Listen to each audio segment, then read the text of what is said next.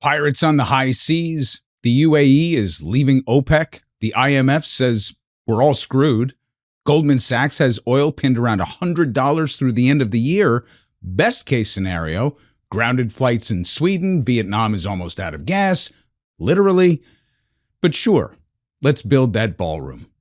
We have officially crossed the oil and gas Rubicon, and we're facing a significant economic downturn in about 30 days. And there's literally nothing we can do about it. So that's the bad news.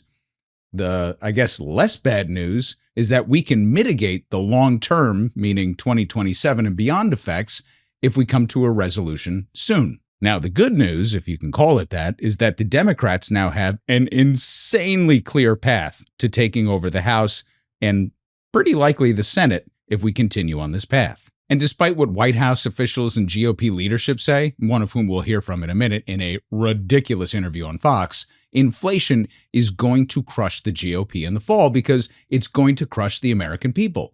And that's the best case scenario. What's the worst case scenario? That inflation isn't an issue come November, which sounds confusing, but it's all going to make sense. I'm Max from UNFTR, here for the MeidasTouch Network. Don't forget to sign up for our free weekly newsletter at unftr.com to get economic and political updates in real time. Now let's get to it, because we have a lot to cover. If you look at what the legacy media says, every time a report comes out, and Maria, you cover this, every one of these reports that come out, they're always like running around with their hair on fire, screaming inflation, whatever. But the data, what the data tells us, Maria, very clearly is that the core rate continues to trend down towards the 2% target. Manufacturing has begun a robust recovery, as one would expect from the Trump tariff policies that are attracting a lot of investment onshore.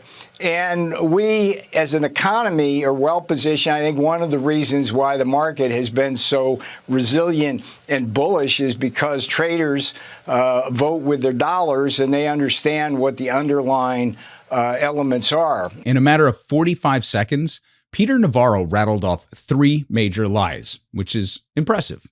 But considering he's an economist most known for quoting the esteemed Ron Vara in his writings, it makes sense. And for those of you that don't know, Ron Vara is an anagram of Navarro. He doesn't exist. Yeah, he literally cited himself as a source throughout his entire career.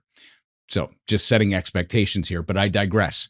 He makes 3 wild claims that even Ron Vara would find a bit spurious. First, that inflation is coming down toward 2%.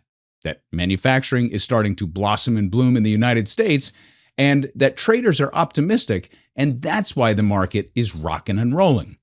So, regarding that last nugget, not that I want to give out homework, but if you look up my last Midas piece, you'll know that that's not the case, and you'll know why. The TLDR on traders in the stock market is that we're scheduled for a roughly $1 trillion in stock buybacks this year, and we're still running on the fumes of about $12 trillion in fiscal subsidies to corporate America. And that money needs a home. So no, the stock market isn't ripping because traders think we're doing a bang-up job losing the war to Iran. It's going up because money goes to money, and there are fewer and fewer places for it to go because Trump lit the world economy on fire. So smoke him if you got him. And quickly, before we get to his next round of utter horseshit, inflation is not coming down to the 2% target, and he knows it. Even if you strip out food and energy and look at core inflation, PCE and core CPI are still well above the Fed's target, and the Producer Price Index, PPI, says it's going to get worse in the coming months. And that's before we see the effect of high petroleum and petrochemicals and fertilizer costs in the agriculture and manufacturing sectors later this year. And for the love of God, and the last time, manufacturing has been on the decline for months, 11 months in a row. The only component of manufacturing that's actually on the rise is construction for data centers. And I got some bad news there as well. Those are going to slow down significantly this year, but that's for another day. Now, let's continue with Navarro's purple sky and mushroom home fantasy world. I can't tell you what's going to happen in the short run, but here's what's going to happen in the long run, and it all works for the United States and the rest of the world. What Iran has shown unequivocally is that everything that comes out of that strait is going to move away from the Middle East, whether it's oil and natural gas, helium and aluminum. What's interesting is that the U.S. is particularly well positioned for all of that. We have a strong position producing both aluminum and helium, as well as, of course, petroleum. First off, I'm not sure if you caught it, but can we just roll back that clip of the split screen for a second? Unequivocally is that everything that comes out of that strait. Girl, you gotta wait till that camera light's off to reapply. So instead of inflation, manufacturing, and equities, the trio of lies that he spews this time around relate to aluminum, helium, and petroleum. So let's take petroleum first, since it's the big news of the year. We're already a net exporter of oil. So if we export more, the only real winners are oil companies. It has no meaningful impact on the global price of crude, because that's not how oil prices work in a fungible global market with different distillates, complex routing to the right refineries, and wildly uneven demand. This is a huge talking point from the GOP that, oh, we're going to win the oil war because everybody's going to have to come to us for the oil. That's not how it works. Now, getting to aluminum. No, the United States is not poised to become the aluminum capital of Earth. Primary aluminum smelting is dominated by China first, and then other big producers like India, Russia, Canada, and Gulf states like the UAE. Now, together, those players account for the overwhelming majority of the new metal that's coming out of the ground and out of smelters. The US, by contrast, has let its primary aluminum industry atrophy because we now produce well under 2% of the world's primary aluminum, and most of what we use either comes from imports or from recycled scrap. So restarting shuttered smelters or building new ones is a multi-year, capital-intensive slog that chews through staggering amounts of electricity first, but it also creates a ton of pollution. That's one of the reasons that it migrated to places with cheap power and looser environmental rules in the first place. So no, we're not just going to wake up one morning and decide to be the new aluminum producer to the world because Donald Trump picked a fight in the Persian Gulf.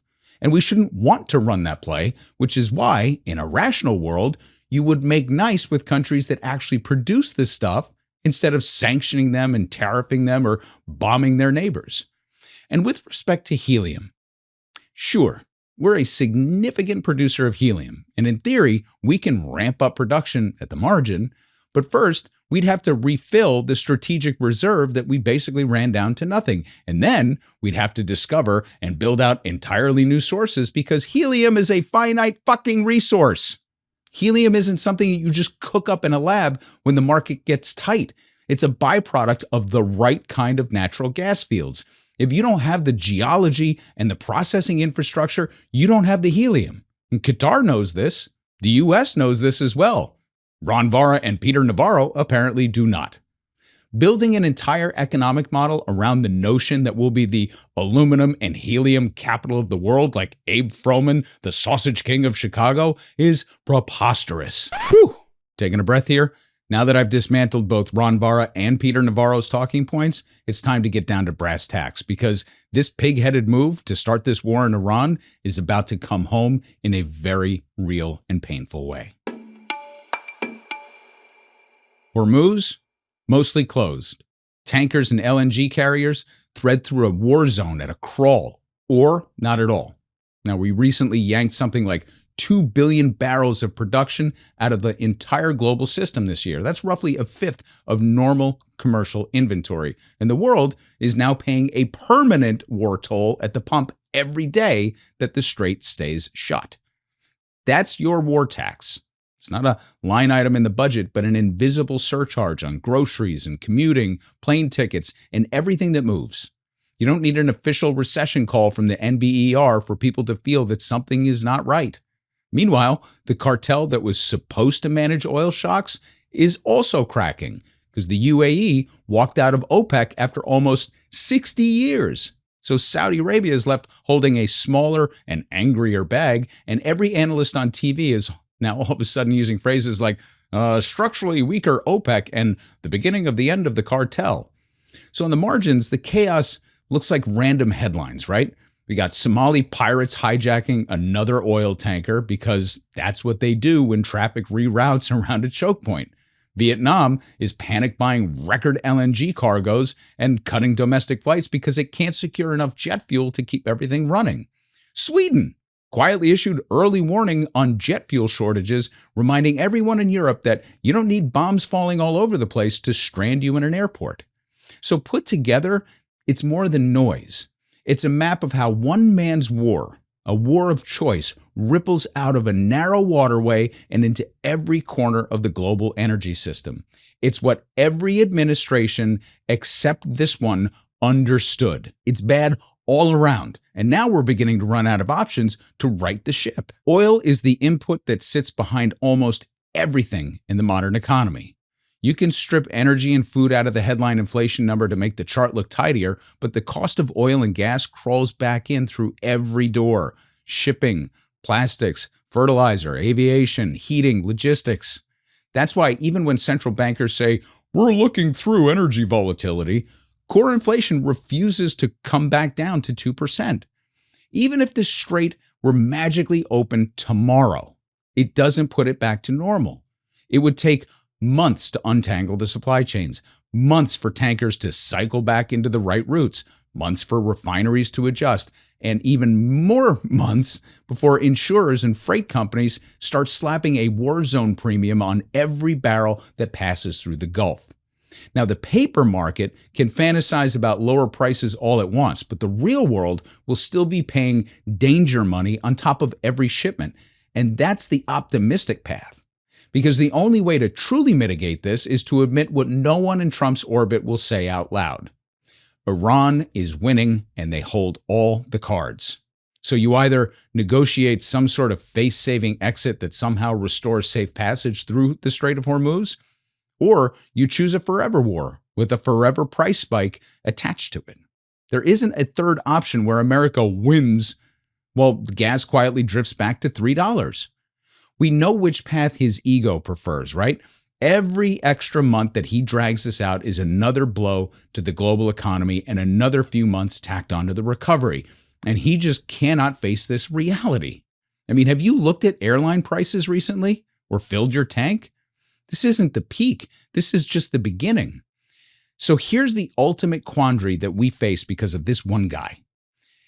If inflation remains elevated, then we head into technical recession territory here at home and a full-blown global recession per the IMF.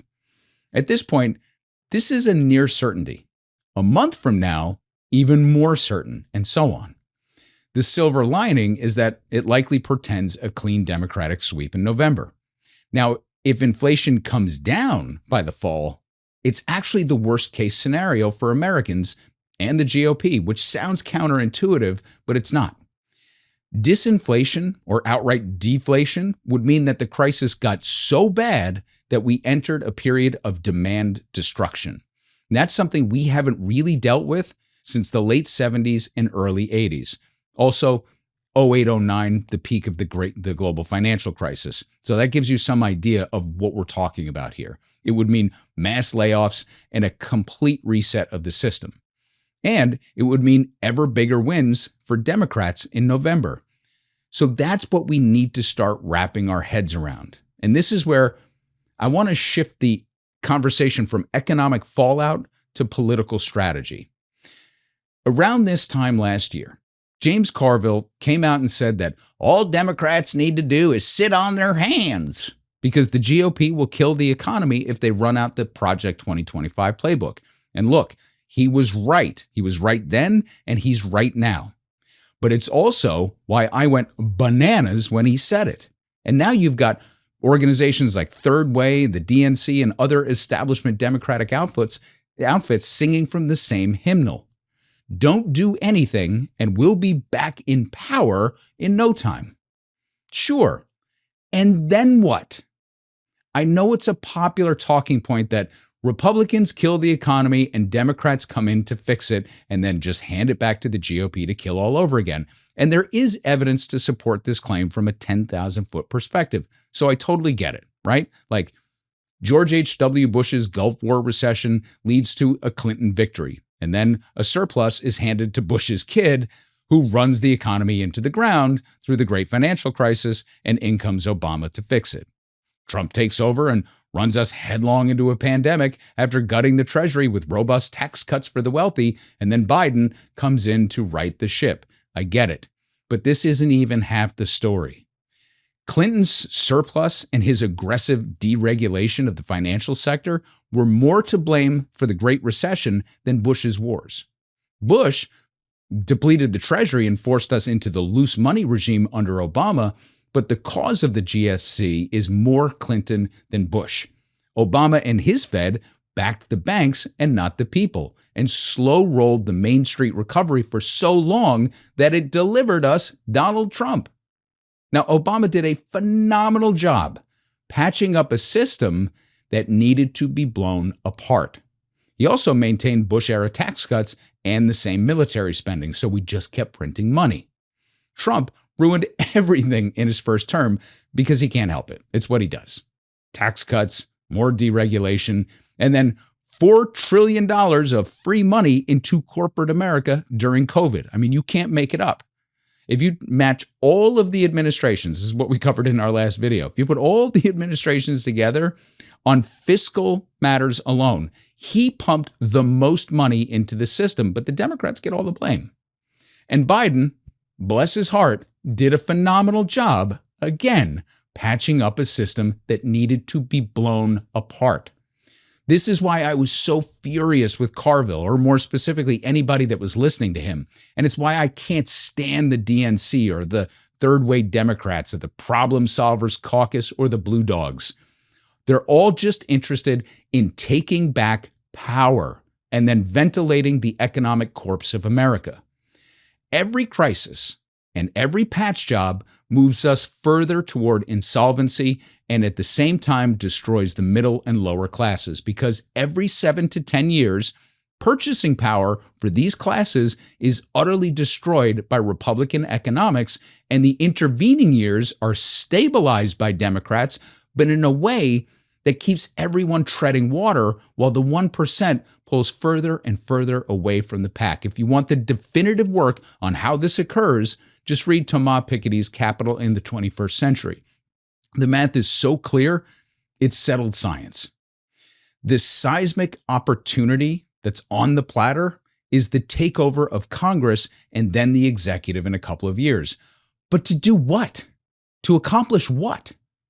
We need a complete rethink and a reshaping of public policy in America. We need an actual foreign policy. And here at home, we need healthcare and jobs and houses. And any Democrat that isn't running on Medicare for all, some form of a job guarantee like a civilian labor corps, and a reduction in military spending along with a roof over everyone's head is wasting this crisis. Literally the most socially responsible, economically possible platform that would win hearts and minds and give us a fighting chance to break this cycle. For the MeidasTouch Network, I'm Max from UNFTR. You can find me on Blue Sky and YouTube at UNFTR. Make sure to like this video and subscribe to MeidasTouch, and let's get loud together and start asking for what we want instead of accepting what we're given.